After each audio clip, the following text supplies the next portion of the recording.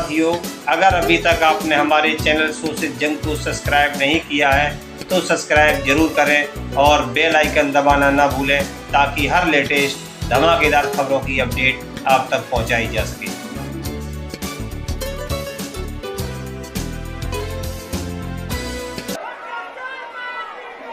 आज आप लोगों के बीच में आके बहुत अच्छा लग रहा है और आज यहां जंतर मंतर पे पुराने दिन याद आ गए। मेरे को आज भी याद है, तारीख भी याद है, 4 अप्रैल 2011 का दिन था जब आजाद भारत का भ्रष्टाचार विरोधी सबसे बड़ा आंदोलन अन्ना आंदोलन यहां जंतर मंतर से शुरू हुआ था। भ्रष्टाचार के खिलाफ आजाद भारत का सबसे बड़ा आंदोलन 4 अप्रैल 2011 को जंतर मंतर से शुरू हुआ था। 1.5-2 साल कभी जंतर मंतर, कभी मुंबई, कभी रामलीला मैदान।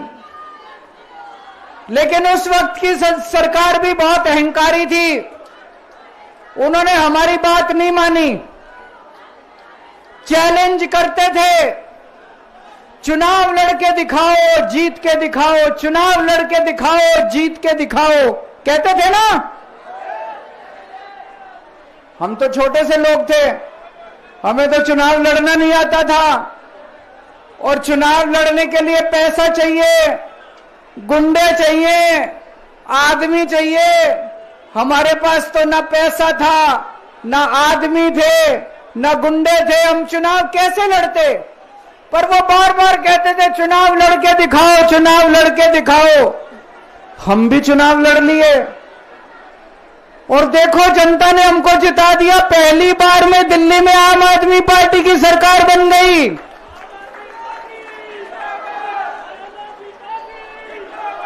देश के अंदर हमने 2013 में चुनाव हुए थे, देश के अंदर साबित कर दिया ईमानदारी से चुनाव लड़े भी जा सकते हैं और ईमानदारी से चुनाव जीते भी जा सकते हैं। जब हम चुनाव लड़े थे उन दिनों में तो ये कहते थे सारे पार्टी वाले, अरे इनकी तो जमानत जब्त होएगी, केजरीवाल की जमानत बच जाए चाहे। पहली बार में सरकार बन गई थी दिल्ली के अंदर हमारी 49 दिन की सरकार। ईमानदारी से चुनाव लड़े थे हम, हमारे पास कोई पैसा नहीं था, कोई आदमी नहीं था, ईमानदारी से चुनाव लड़े थे। देश में साबित कर दिया कि ईमानदारी से चुनाव लड़े जा सकते हैं। पिछले 10 साल से दिल्ली के अंदर हम लोग सरकार चला रहे थे, ईमानदारी से सरकार चला रहे थे, ईमानदारी से पैसे सरकार के बचा रहे थे और ऐसी ऐसी सुविधाएं दी हमने जनता को जो कोई कल्पना भी नहीं कर सकता। बिजली 24 घंटे कर दी, बिजली फ्री कर दी, बिजली पानी फ्री कर दिया, महिलाओं के लिए बसों का किराया मुफ्त कर दिया, बुजुर्गों के लिए तीर्थ यात्रा कर दी, शानदार अस्पताल मोहल्ला क्लिनिक बना दिए, लोगों का इलाज मुफ्त कर दिया, शानदार स्कूल बना दिए, लोगों की शिक्षा शानदार कर दी, बच्चों को भविष्य दे दिया। 10 साल ईमानदारी से काम किया। मोदी जी को लगने लगा कि अगर इनसे जीतना है तो इनकी ईमानदारी पे चोट करो, इनको बेईमान साबित करो। तो प्रधानमंत्री जी ने एक षड्यंत्र रचा, उन्होंने षड्यंत्र रचा, केजरीवाल को बेईमान साबित करो, मनीष सिसोदिया को बेईमान साबित करो, आम आदमी पार्टी को बेईमान साबित करो। और षड्यंत्र रच के इन्होंने हमारे सारे बड़े बड़े नेताओं को एक एक करके जेल में डाल दिया। दोस्तों, अब हम जेल से बाहर आ गए और जेल से बाहर आने के बाद मैंने इस्तीफा दे दिया। आपके मन में यह चल रहा होगा कि केजरीवाल ने इस्तीफा क्यों दिया। मैंने इस्तीफा इसलिए दिया क्योंकि मैं ये सब करने के लिए, गंद करने के लिए नहीं आया था। मैं भ्रष्टाचार करने के लिए नहीं आया था। मैं सत्ता का लालच, सत्ता की भूख नहीं है मेरे को सीएम की कुर्सी की भूख नहीं है। मैं पैसे कमाने नहीं आया। पैसे कमाने होते इनकम टैक्स कमिश्नर की नौकरी करता था। उस नौकरी में जितने करोड़ों रुपए चाहता मैं कमा सकता था। पैसे नहीं कमाने, देश के लिए आए थे, भारत माता के लिए आए थे, देश की राजनीति बदलने के लिए आए थे। दोस्तों,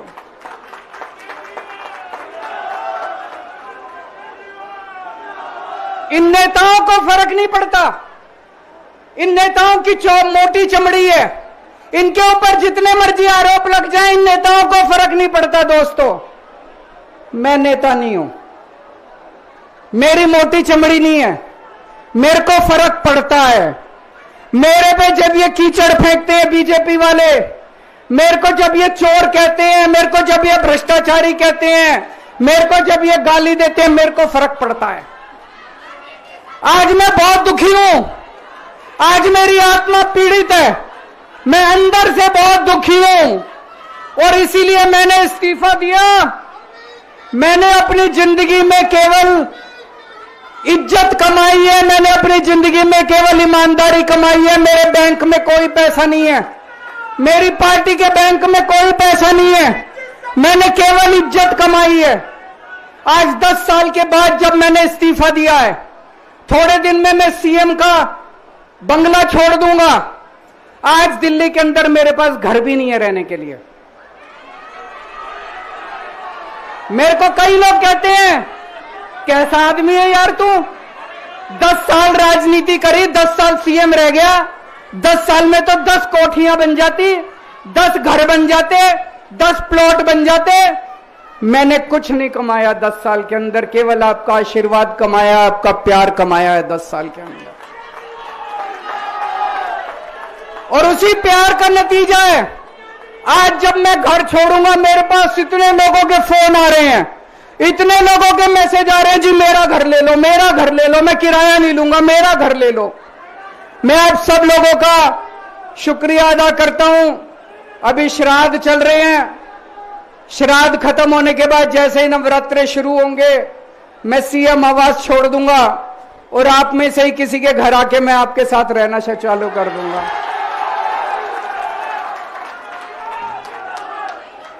इन्होंने, मोदी जी ने हमारे ऊपर सबसे कठोर कानून लगाया, इस देश का ईडी का कानून, पीएमएलए। उसमें बेल भी नहीं मिलती, उसमें बेल भी नहीं मिलती, लेकिन केस फर्जी था। मैं शुक्रिया अदा करता हूं सुप्रीम कोर्ट का, उन्होंने हम सबको बेल दे दी, क्योंकि उनको भी पता था कि केस खत्म है, केस बेकार है। उन्होंने हम सबको बेल दे दी। लेकिन जैसे मैंने कहा, मैंने केवल ईमान, जब मैं जेल से आया मैंने मन में सोचा था, जब तक कोर्ट मेरे को बाइज्जत बरी नहीं कर देता, मैं दोबारा कुर्सी पे नहीं बैठूंगा। लेकिन मेरे को वकीलों ने कहा, यह केस अभी 8 साल चल सकता है, 10 साल चलेगा, 15 साल चलेगा, यह केस का कोई भरोसा नहीं है, यह केस अभी बहुत लंबा चलेगा। तो मैंने तय किया, मैं अपनी जनता की अदालत में जाऊंगा, जनता से पूछूंगा कि जनता मेरे को बताए कि मैं बेईमान हूं कि मैं ईमानदार हूं। मैं दाग के साथ नहीं जी सकता, दाग के साथ काम करना तो दूर की बात है, मैं इस दाग के साथ मैं जी भी नहीं सकता, मैं जिंदा भी नहीं रह सकता। मैं आपसे पूछना चाहता हूं, अगर मैं बेईमान होता, क्या मैं दिल्ली में बिजली फ्री कर सकता था? दिल्ली में बिजली फ्री करने के 3000 करोड़ रुपए लगते हैं। अगर मैं बेईमान होता, ये 3000 करोड़ रुपए खा जाता, बिजली फ्री करने की क्या जरूरत थी? अगर मैं बेईमान होता, क्या मैं महिलाओं का किराया फ्री करता? क्या जरूरत थी फ्री करने की? पैसे खा जाता सारे। अगर मैं बेईमान होता, क्या आपके बच्चों के लिए स्कूल बनवाता? सारे पैसे खा जाता। अगर मैं बेईमान होता, आपका इलाज मुफ्त करता, पैसे खा जाता सारे। इन लोगों की 22 राज्यों में सरकार है, 22 राज्यों में कहीं बिजली फ्री नहीं है। तो चोर कौन है? इनकी 22 राज्यों में सरकार है, कहीं महिलाओं का किराया फ्री नहीं है, तो चोर कौन है? आज आपके बीच में आया हूं, आपसे पूछने के लिए आया हूं, केजरीवाल चोर है या केजरीवाल को जेल भेजने वाले चोर हैं? जिन जिन लोगों को लगता है केजरीवाल ईमानदार है, हाथ खड़े करके बता दो जरा से। ये कैमरे वाले जरा से दिखा दो कि दिल्ली की जनता क्या सोचती है। जिन जिन लोगों को लगता है कि मोदी जी ने केजरीवाल के खिलाफ गंदा राजनीतिक षड्यंत्र रचा था, जिन जिन लोगों को लगता है कि मोदी जी ने केजरीवाल के खिलाफ बहुत बुरा षड्यंत्र रचा था, हाथ खड़े कर दो सब लोग।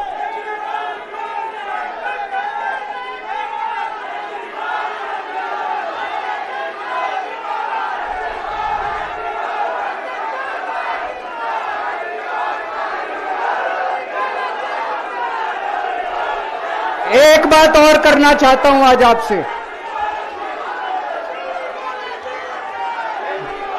एक बात और करना चाहता हूं, बड़े ध्यान से सुनना। एक बात और बहुत जरूरी बात है, सारे जने बड़े ध्यान से सुनना। ये आरएसएस वाले कहते हैं हम राष्ट्रवादी हैं, आरएसएस वाले कहते हैं हम देशभक्त हैं। आज मैं पूरे सम्मान के साथ, आरएसएस के प्रमुख हैं श्री मोहन भागवत जी, मैं पूरे सम्मान के साथ मोहन भागवत जी से 5 प्रश्न पूछना चाहता हूं और आपका समर्थन चाहता हूं। अगर मैं कोई गलत प्रश्न पूछूं तो बता देना, और सही प्रश्न पूछूं तो मैं आपसे हाथ खड़ा करवा के पूछूंगा। मेरा पहला प्रश्न है मोहन भागवत जी से, जिस तरह मोदी जी देश भर में लालच देके या ईडी और सीबीआई की धमकी देके, डरा के दूसरी पार्टी के नेताओं को तोड़ रहे हैं, पार्टियां तोड़ रहे हैं, सरकारें गिरा रहे हैं, क्या यह देश के लिए सही है? मैं मोहन भागवत जी से पूछना चाहता हूं, क्या आप नहीं मानते कि यह भारतीय जनतंत्र के लिए हानिकारक है? पूछना चाहिए कि नहीं पूछना चाहिए मोहन भागवत जी से? मेरा दूसरा प्रश्न है उनसे, देश भर में सबसे भ्रष्टाचारी नेताओं को मोदी जी ने अपनी पार्टी में शामिल करवा लिया। जिन नेताओं को कुछ दिन पहले मोदी जी ने खुद सबसे भ्रष्टाचारी बोला, जिन नेताओं को अमित शाह जी ने खुद भ्रष्टाचारी बोला, कुछ दिन के बाद उनको बीजेपी में शामिल करा लिया। मैं मोहन भागवत जी से पूछना चाहता हूं, क्या इस प्रकार की राजनीति से आप सहमत हो? क्या आपने कभी ऐसी बीजेपी की कल्पना की थी? पूछना चाहिए कि नहीं पूछना चाहिए मोहन भागवत जी से? मेरा तीसरा प्रश्न है मोहन भागवत जी से, बीजेपी आरएसएस की कोख से पैदा हुई है कि नहीं है? कहा जाता है यह देखना आरएसएस की जिम्मेदारी है कि बीजेपी पथभ्रष्ट ना हो। मैं मोहन भागवत जी से पूछना चाहता हूं, क्या आप आज की बीजेपी के इन कदमों से सहमत हैं? क्या आपने कभी मोदी जी से यह सब ना करने के लिए बोला? मोहन भागवत जी बताएं कि क्या आपने मोदी जी को यह सब गलत हरकतें करने से रोका कभी? पूछना चाहिए नहीं पूछना चाहिए? मेरा चौथा प्रश्न है मोहन भागवत जी से, जेपी नड्डा जी ने लोकसभा चुनाव के दौरान उन्होंने कहा कि बीजेपी को अब आरएसएस की जरूरत नहीं है। आरएसएस बीजेपी की मां समान है कि नहीं है? क्या बेटा इतना बड़ा हो गया कि मां को आंखें दिखाने लग गया? क्या बेटा इतना बड़ा हो गया कि आज मां को आंखें दिखाने लग गया? जिस बेटे को पाल पोस के बड़ा किया, जिस बेटे को प्रधानमंत्री बनाया, आज वो बेटा पलट के मां को अपनी आंखें दिखा रहा है। मातृतुल्य संस्था आरएसएस आज वो बेटा अपनी मातृतुल्य संस्था को आंखें दिखा रहा है। मैं मोहन भागवत जी से पूछना चाहता हूं, जब नड्डा जी ने ये कहा तो आपके दिल पे क्या गुजरी, आप जरा बताइए इस देश को। क्या आपको दुख नहीं हुआ? मैं आरएसएस के हर कार्यकर्ता से पूछना चाहता हूं, जब नड्डा जी ने कहा कि हमें आरएसएस की जरूरत नहीं है, क्या आरएसएस के हर कार्यकर्ता को दुख नहीं हुआ? मेरा 5वां प्रश्न मोहन भागवत जी से मैं कहना चाहता हूं, आप ही लोगों ने मिलकर कानून बनाया था कि 75 साल के होने पे कोई भी व्यक्ति रिटायर होगा।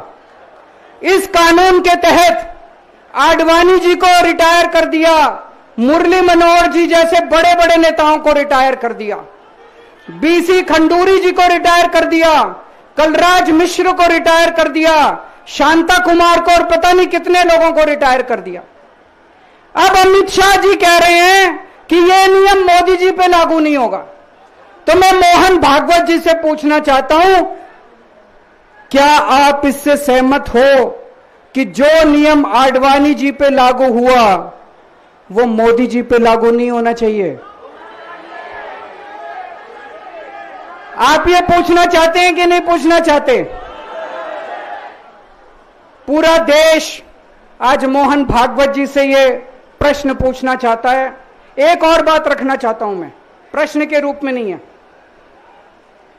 आज हमारे देश के अंदर शिक्षा व्यवस्था का बहुत बुरा हाल है। जिनके पास पैसा है वो अपने बच्चों को प्राइवेट स्कूलों में भेज देते हैं, जिनके पास पैसा नहीं है वो मजबूरी में सरकारी स्कूलों में भेजते हैं। 75 साल के अंदर सरकारी स्कूलों का बेड़ा गर्क कर दिया हर सरकार ने इस देश के अंदर। लेकिन ऊपर वाले की कृपा है कि ऊपर वाले ने इस देश को एक मनीष सिसोदिया दे दिया। 75 साल के बाद इस देश में एक ऐसा शख्स आया जिसने गरीबों के बच्चों को भविष्य की एक उम्मीद दी। एक रिक्शे वाले का बेटा, मजदूर का बेटा, किसान का बेटा, जिसे कोई उम्मीद ही नहीं बची थी कि मेरे बच्चे बड़े होकर कुछ बन सकते हैं, आज उनके बच्चों को अच्छी शिक्षा देकर मनीष सिसोदिया ने उनको उम्मीद दी है। ऐसे मनीष सिसोदिया को प्रधानमंत्री मोदी जी ने 2 साल जेल में रखा। मनीष सिसोदिया की जिंदगी उसकी अपनी जिंदगी नहीं है। मनीष सिसोदिया की जिंदगी देश की जिंदगी है। मनीष सिसोदिया का एक एक जिंदगी का पल इस देश का पल है। ये 2 साल मनीष सिसोदिया के खराब नहीं हुए, ये 2 साल इस देश के खराब हुए हैं। अगर आज मनीष सिसोदिया जेल के बाहर होता, न जाने कितने और नए स्कूल बनते, न जाने कितने बच्चों को शिक्षा मिलती। तो मैं मोहन भागवत जी से भी पूछना चाहता हूं कि क्या आरएसएस इस किस्म की हरकतों से सहमत है? ये सारे प्रश्न आज मैंने मोहन भागवत जी के सामने रखे हैं। मैं उम्मीद करता हूं कि वो इन प्रश्नों के जवाब देंगे।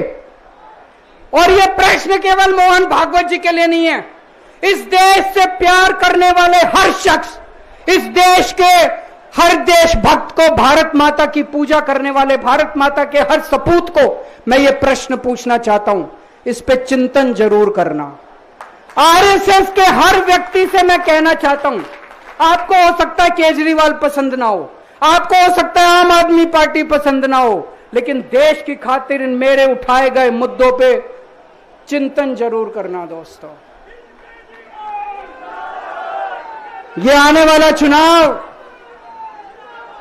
मामूली चुनाव नहीं है। यह दिल्ली का आने वाला चुनाव केजरीवाल की अग्नि परीक्षा है। अगर आपको लगता है केजरीवाल ईमानदार है तो केजरीवाल को वोट देना। अगर आपको लगता है केजरीवाल बेईमान है, मुझे कतई वोट मत देना। ये जो झाड़ू है ना, ये जो झाड़ू है, ये झाड़ू अब चुनाव चिन्ह नहीं है। ये झाड़ू चुनाव चिन्ह नहीं है आम आदमी पार्टी का। ये झाड़ू आस्था का प्रतीक है। जब एक आदमी वोट डालने जाता है और झाड़ू का बटन दबाता है तो अपनी आंख बंद करके पहले भगवान का नाम लेता है। झाड़ू का बटन दबाता है तो वो मन में सोचता है कि मैं ईमानदारी का बटन दबा रहा हूं। झाड़ू का बटन दबाता है तो वो ये सोचता है कि मैं एक ईमानदार सरकार बनाने का बटन दबा रहा हूं। इस झाड़ू का बटन तभी दबाना अगर आपको लगे केजरीवाल ईमानदार है, नहीं तो इस झाड़ू का बटन मत दबाना दोस्तों। भारत माता की।